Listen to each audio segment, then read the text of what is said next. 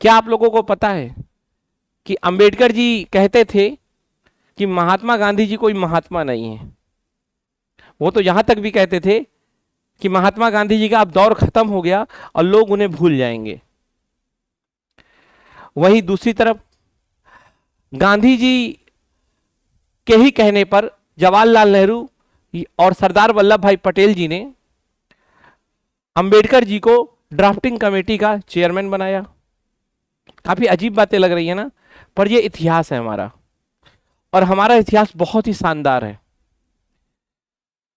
आज WhatsApp university का जो नॉलेज है उसने हमारे इतिहास को कई जगह धुंधला कर दिया है, और जो आज का युवा है वो राजनीति की नजरों से इन लोगों को देखने लगा है। तो आइए हम एक तटस्थ भाव से और निष्पक्षता के साथ गांधी जी व अंबेडकर जी को समझते हैं और देखते हैं कि इन लोगों में किस बात का विरोध था। क्या यह विरोध उनके विचारों को लेकर था या यह विरोध उनके व्यक्तित्व को लेकर था, और यह भी देखेंगे कि क्या इनका भारत के भविष्य में रोल है। आज भी हमें गांधी की भी जरूरत है और अंबेडकर जी की भी जरूरत है। दोनों के बीच में कंपेयर करेंगे कि आखिर दोनों बेहतर में कौन थे। कई लोगों को लगेगा कि गांधी जी बेहतर थे और कई लोगों को लगेगा अंबेडकर जी बेहतर थे, पर आज देखते हैं कि कौन बेहतर थे। आप भी अपने विचार रखिएगा कमेंट के माध्यम से। साथ में मैं आपसे एक निवेदन करना चाहूंगा कि जब मैं डिस्कशन कर रहा हूंगा तो पहले मेरी बात सुनिएगा, फिर उसके बारे में कोई कमेंट करिएगा, क्योंकि जब आप आधी बात सुनते हैं तो फिर आप कुछ भी गलत मतलब निकाल लेते हैं। इसीलिए पूरी बात सुनकर आप कमेंट कर सकते हैं और मैं उसका जवाब दूंगा। सबसे पहले तो हम देखते हैं कि गांधी जी व अंबेडकर जी किस बात को लेकर आपस में लड़ाई रखते थे या टकराते थे। तो आइए शुरू करते हैं। देखिए, गांधी जी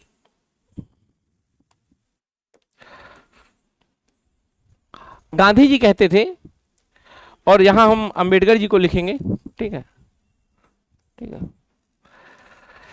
गांधी जी कहते थे कि यदि आप समता मूलक समाज बनाना चाहते हैं, समता मूलक, यदि आप समता मूलक समाज बनाना चाहते हैं और अस्पृश्यता को खत्म करना चाहते हैं, दलित उत्थान करना चाहते हैं, तो उसके लिए आपको क्या करना होगा? हृदय परिवर्तन। किसका? जो उच्च वर्ग के लोग थे। आपको उच्च वर्ग के लोगों का हृदय परिवर्तन करना होगा और उनको यह बताना होगा कि जो हमारे दलित भाई हैं ये कोई निम्न जाति के लोग नहीं हैं, जबकि ये हमारे बराबर ही हैं। अर्थात किसी भी तरह का भेदभाव अनैतिक होता है।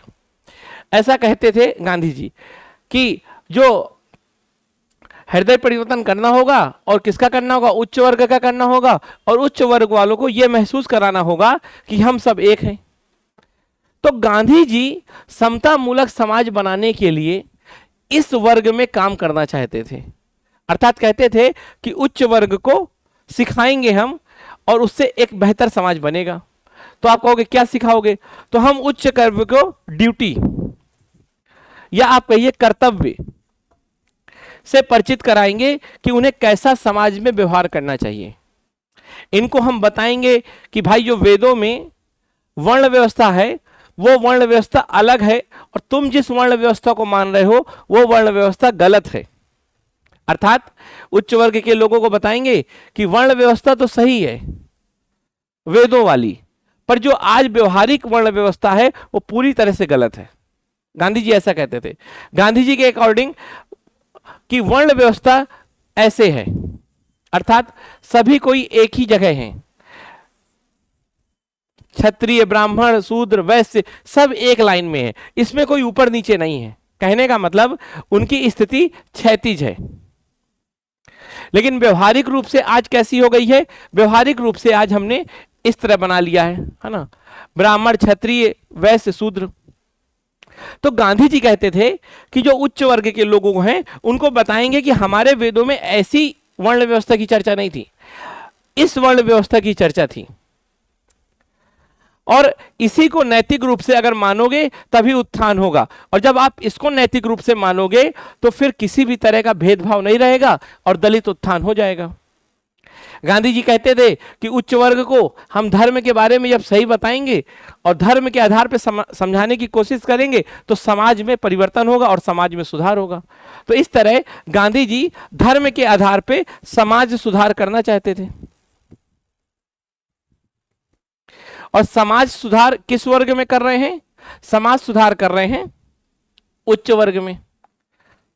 और उनको क्या बता रहे हैं? कर्तव्य। और एक समता मूलक समाज कह रहे हैं बन जाएगा ऐसे। ठीक है, कहने का मतलब ये सभी हमारे हथियार होंगे, इन हथियारों का हम यूज करेंगे और हम इस गोल को या इस लक्ष्य को पा लेंगे, ऐसा गांधी जी कहते थे। पर वहीं अंबेडकर जी ये नहीं मानते थे। अंबेडकर जी कहते थे कि हमें सुधार किस में करना पड़ेगा? अपर क्लास में नहीं, हमें सुधार करना पड़ेगा शेड्यूल कास्ट में। कहा यह समस्या अपर क्लास के सुधार से नहीं सुधरेगी, यह समस्या सुधरेगी जब शेड्यूल क्लास में सुधार होगा। अर्थात जिसको आप अभी तक निम्न वर्ग कहते हो उसको हमें करना होगा शिक्षित। क्या देना पड़ेगा? एजुकेशन। किस बात की? इस बात की कि तुम्हारे पास भी अधिकार हैं, तुम भी सशक्त हो और अपने अधिकारों के लिए लड़ो। समझ में आई बात? तो भीमराव अंबेडकर जी कहते थे कि आप खुद अपने अधिकारों को छीनो, और वो कब होगा? जब आप शिक्षित होगे, जब आप सशक्त होगे। जब आप शिक्षित और सशक्त होंगे तो अपने अधिकारों के लिए लड़ेंगे, तब समाज में आपका उत्थान होगा। कहने का मतलब अंबेडकर जी कहते थे कि उठो और जागो और अपने लिए लड़ो। जबकि गांधी जी का ध्यान उच्च वर्ग पे था, वो कहते थे उच्च वर्ग कुछ करेंगे तब होगा। पर अंबेडकर जी कहते थे नहीं, उसी वर्ग को उठना पड़ेगा जिसका शोषण हो रहा है। सामने वाला तो हमेशा शोषण करता ही रहेगा। अब ये इन दोनों के बीच में लड़ाई थी। अब इनका भी उद्देश्य था समता मूलक समाज बनाना, पर इनका हथियार क्या था? ये था, ये ऐसे समता मूलक समाज बना रहे थे। अब देखिए सवाल है अंबेडकर जी का यही कि भाई शिक्षित और सशक्त ये कैसे होंगे? तो इन्होंने कहा कि राज्य ये सब करे, अर्थात संविधान कानून के माध्यम से जो निम्न वर्ग है उसको ताकत दी जाए, स्कॉलरशिप दी जाए, रिजर्वेशन दिया जाए और ऐसे उनको मजबूत बनाया जाए। फिर जब वो मजबूत होंगे तो उनको कहा जाए कि अपने अधिकारों के लिए आगे बढ़ो, और इस तरह वो सशक्त होंगे। तो आप बड़े ध्यान से देखिएगा, एक बार मैं फिर से पूरी तुलना कर रहा हूं कि जो गांधी जी थे वो उच्च वर्ग पे ध्यान देते थे, अर्थात उनका सुधार उच्च वर्ग केंद्रित था। वह कर्तव्यों के आधार पर सुधार चाह रहे थे, वो समाज से उम्मीद कर रहे थे सुधार की। मेरी बात समझ में आ रही? वो धर्म का भी सहारा ले रहे थे सुधार में, और उच्च वर्ग की अभिवृत्ति को बदल रहे थे। किसके प्रति? हरिजन के प्रति। अभिवृत्ति का मतलब होता है नजरिया, और जब आप किसी को नकारात्मक नजरिए से देखते हो तो उसको निम्न मानते हो। तो अंबेडकर जी से अलग गांधी जी समझते थे कि जो उच्च वर्ग है वो दलितों के प्रति अपना नजरिया बदलें और दलित की जगह उन्हें हरिजन कहें, मतलब उनको महत्ता दें। हरिजन मतलब हरि के लोग। तो ये चाहते थे गांधी जी कि जो उच्च वर्ग हैं वो अपना नकारात्मक नजरिया छोड़ दें और सकारात्मक नजरिया को अपनाएं। किसके प्रति? दलितों के प्रति। और उन्हें हरिजन नाम से इसीलिए संबोधित किया ताकि उनके प्रति लोगों का नजरिया सकारात्मक हो। गांधी जी का जो हरिजन नाम है वो इसी बात को रिप्रेजेंट करता है कि जब लोग उन्हें हरिजन कहेंगे, हरिजन, तो कहीं ना कहीं उनका महत्व बढ़ेगा उच्च वर्गों की नजरों में, और इस तरह से उच्च वर्ग उनको अपने जैसा मानने लगेंगे और हम ऐसे समाज में आ जाएंगे जहां पर सब क्षैतिज होगा। वहीं अंबेडकर जी का देखिए विचार बिल्कुल अलग है। अंबेडकर जी कह रहे हैं उच्च वर्ग में नहीं, शेड्यूल क्लास में ही काम करो, कर्तव्यों के लिए नहीं उनके अधिकारों के लिए काम करो, समाज के भरोसे मत बैठो, समाज ने शोषण किया है, राज्य को काम करना होगा, राज्य को शिक्षा देनी होगी। और साथ में देखिए गांधी जी उच्च वर्ग का अभिवृत्ति बदलना चाहते हैं, पर अंबेडकर शेड्यूल क्लास की अभिवृत्ति बदलना चाहते हैं।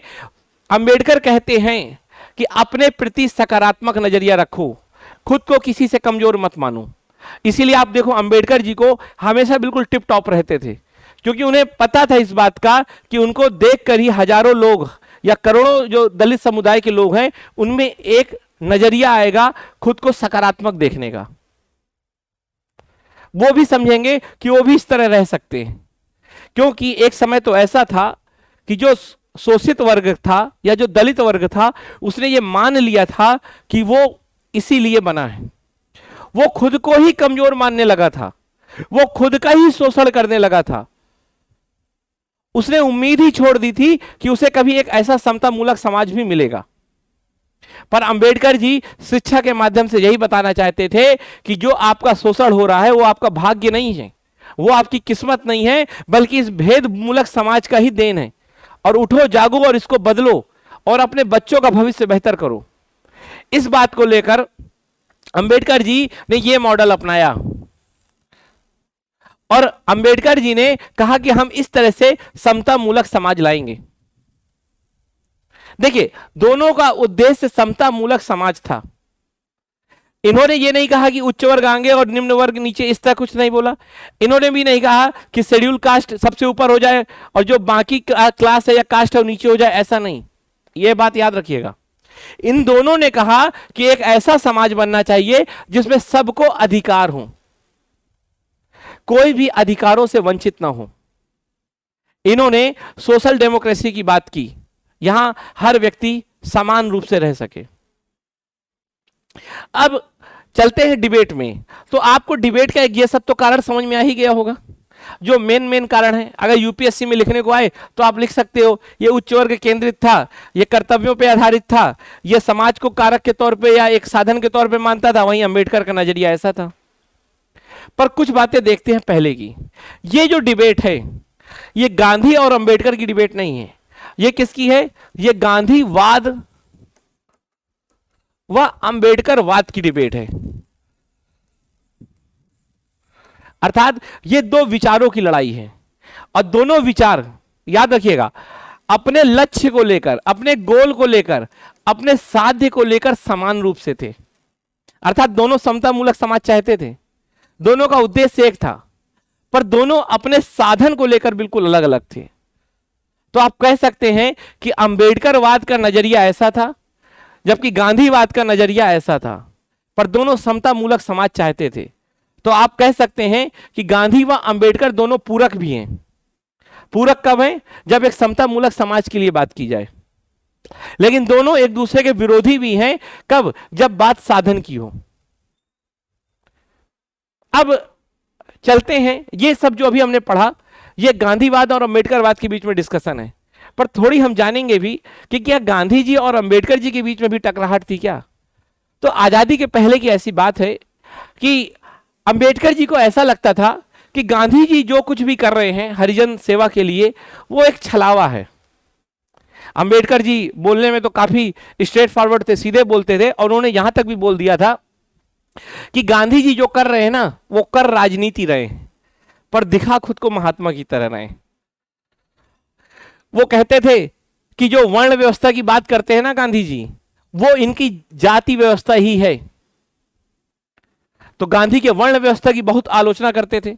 कहते थे गांधी ने जो वर्ण व्यवस्था बनाई उसमें तो यही कहा गया है ना कि जन्म के आधार पर काम निर्धारित होंगे, तो फिर जाति व्यवस्था और वर्ण व्यवस्था में अंतर क्या है।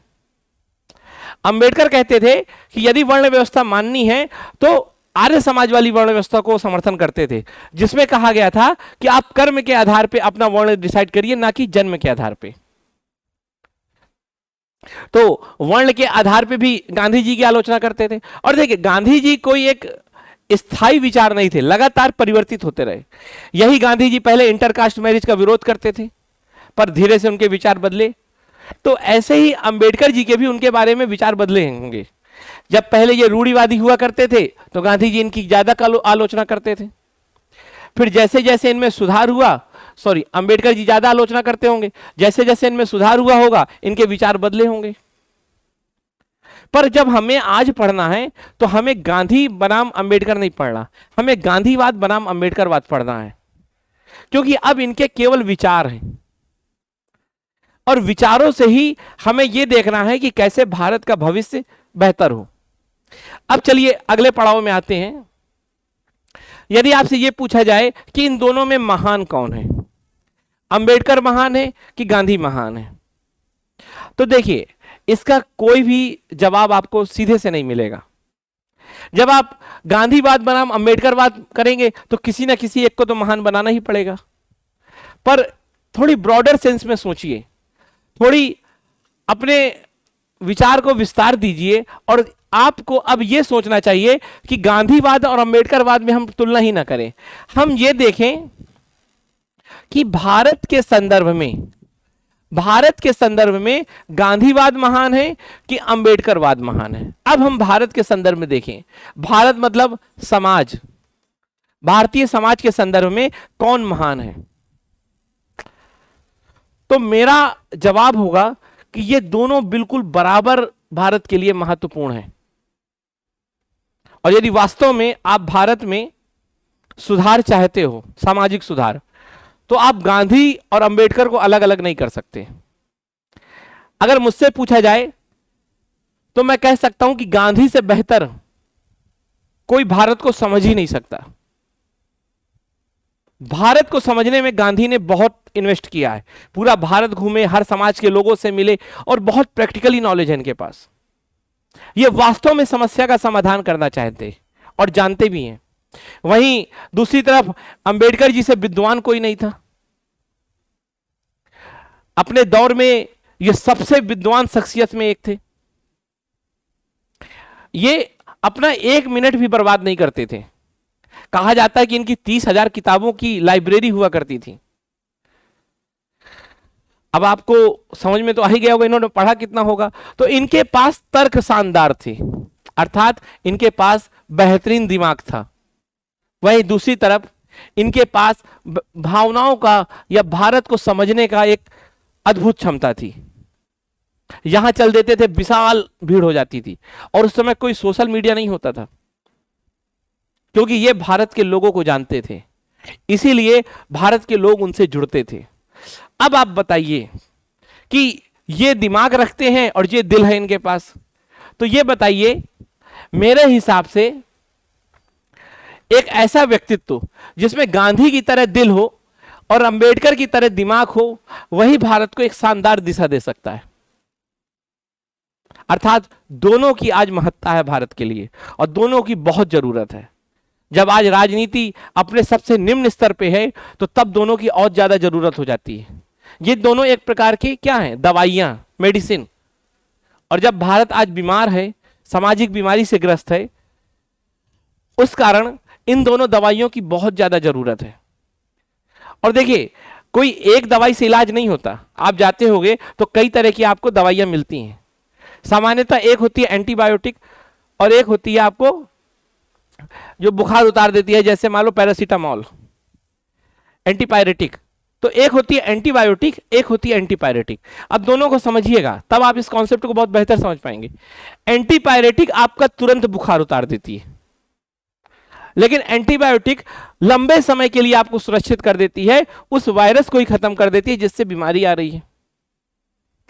अब मैं आपसे कहूंगा कि एंटीपायरेटिक शॉर्ट टर्म का इलाज है और एंटीबायोटिक लॉन्ग टर्म का इलाज है।